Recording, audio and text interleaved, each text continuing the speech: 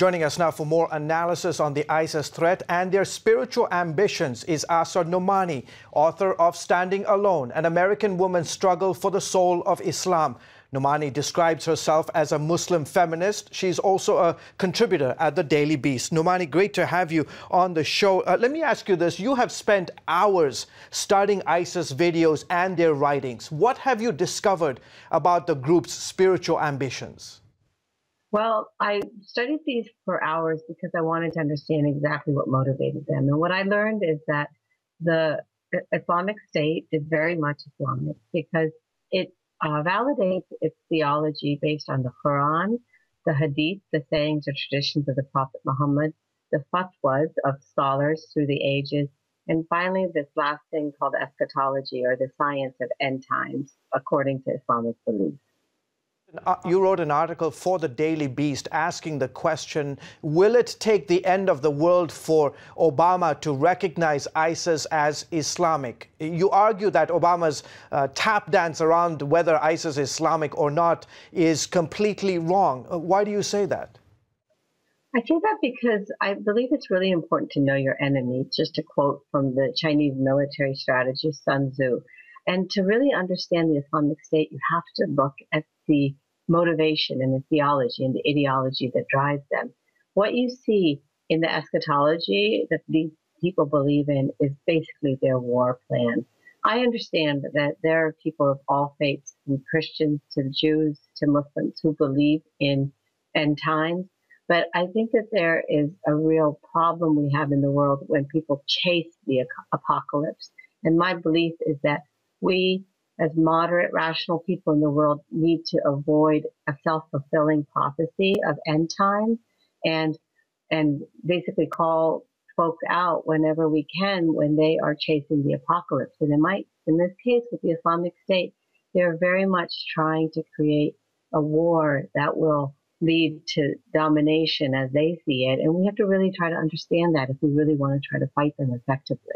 What are the consequences for President Obama's lack of decisiveness when it comes to this issue of labeling the enemy, saying that this is a virulent strain within radical Islam, within Islam, that is trying to bring about this apocalyptic, this end times? What are the consequences? To me, the consequences can be very dire. In 1940, America was faced with a very serious question about whether we were going to call out Nazi Germany for the persecution that they were inflicting upon people in their country. We made a decision to finally take a stand regarding Nazi Germany. And in the same way, I believe that right now in 2015, we are in a position where we have to call out extremist Islam for what it is. I grew up in a moderate Muslim family, and I believe very strongly that we each have a moral duty to stand up against extremism in our faith. And so for that reason, that's why I do what I call my jihad bil qalam, using the Arabic word for pen, a struggle of the pen to try to fight against this extremism. And I believe the Obama administration would really do our country a service if they would speak honestly about the very serious issues that we face. On the subject of Islamic eschatology, there's a moment in the ISIS video released last month showing the beheading of the 21 Egyptian Christians. There's a moment where the main executioner makes reference to Jesus Christ and the return of the Islamic Mahdi, the Islamic savior. Can you tell us more about this? Absolutely. For years now, I've been studying Christian and Islamic eschatology. What I noticed very quickly was that there are real parallels, except, of course, for the end. And the end, as the Islamic State and many people who believe in Islamic eschatology embrace, is this idea that the armies will come down from Khorasan, which is in eastern Iran and northern Afghanistan, waving these black banners. And that's why we see these black banners always in the iconography of folks like the Islamic State. They will come through Syria, and then they will arrive in Damascus. And Jesus, whose name is Isa then in Arabic, will stand at a minaret at the Grand Mosque of Damascus. And there he will meet the Mahdi, the Messiah of Islamic eschatology. The Mahdi will ask Jesus, please lead the prayer. And in this very important moment in the prophecy, according to those who believe in it in Islam, Jesus will say, no, you lead the prayer. And so what's that code for? That he defers to the leadership of the Mahdi. And so in that way, at that significant moment, we have this important departure from the eschatology of other faiths. You know, I, as a liberal Muslim, do not believe in these prophecies. I do not believe that there is an end times. I believe that ultimately the Antichrist, or the Dajjal, as it's called in Muslim eschatology, is the metaphor for the vices inside of our own heart. I know that may also be a departure from people in Christianity who do believe in end times, but I think the deeper point for all of us is that we should reflect so that we don't create an apocalyptic war in this world. And that is sadly what the Islamic State is trying to do. Asra, your most recent article for the Daily Beast is entitled ISIS, Christians Worse Than Murderers. Why is ISIS specifically targeting Christians? You make the argument in your article that it is based on the Quran, it is based on the Holy Scriptures as according to their interpretation, right? Right. You know, I grew up in America. I had as my first boyfriend a nice boy with Polish Catholic ancestry named Michael. I grew up in a family that completely believes in the peaceful coexistence of all people.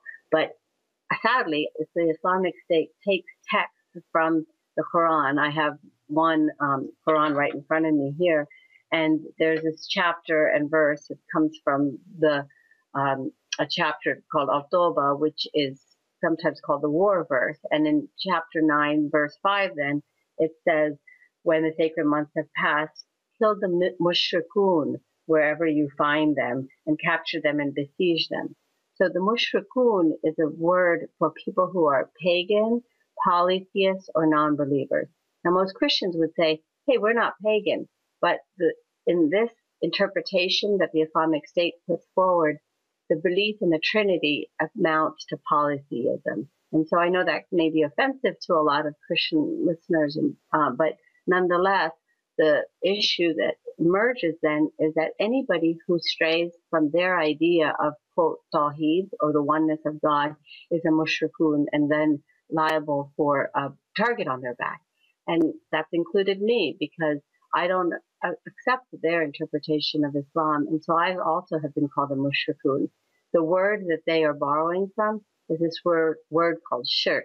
And shirk means the belief of any entity equal to God. And that is then what we are all guilty of when we don't believe in their version of Islam. And that's what you're seeing today play out across Syria, across Iraq, not just Christians, but Muslims who don't subscribe to this worldview, this end times worldview of the Islamic State, right? Yes, and what I also want to do is clearly identify that this is a theology that exists within Islam, and it has been exported from the government of Saudi Arabia into the world.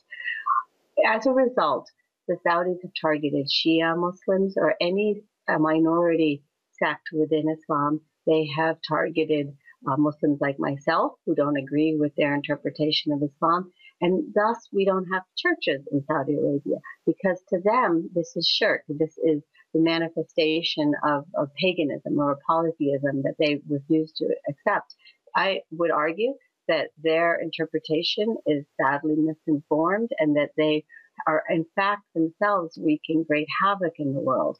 In a recruitment video I mentioned in the Daily Beast article, one of the jihadis says, we are here to avoid fitna, which is it's an Arabic word meaning conflict. And to them, shirk is the worst fitna. But I argue that they are creating more fitna in the world through their interpretation of Islam, and that they must be stopped both theologically and operationally. Asra, I want to come to my final question at some point, talk about how do we defeat this cancer. But you have described yourself as a liberal Muslim feminist. How do you reconcile your faith with what Muslim fanatics around the globe are doing in the name of your religion? Well, you know, I believe that we are going through our own inquisition right now in Muslim society. And just as Christians and Jewish people also, people of all faiths have challenged those who want to take the text and the traditions of their faith for violent means. I believe that we can challenge also these texts and interpretations for a progressive, feminist, and tolerant view of Islam within our communities.